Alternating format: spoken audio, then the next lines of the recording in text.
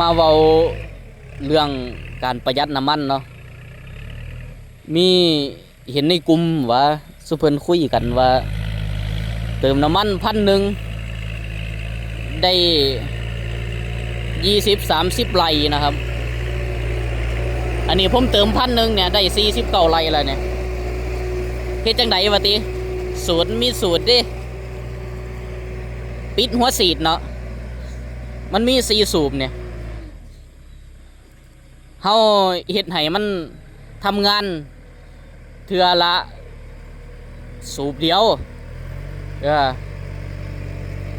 ชั่วโมงนี้ให้ฉีดสูบเดียวนี่ตอนนี้มันฉีดสูบเดียวได้บ่ได้ฉีด4หัวได้หัวฉีดนี่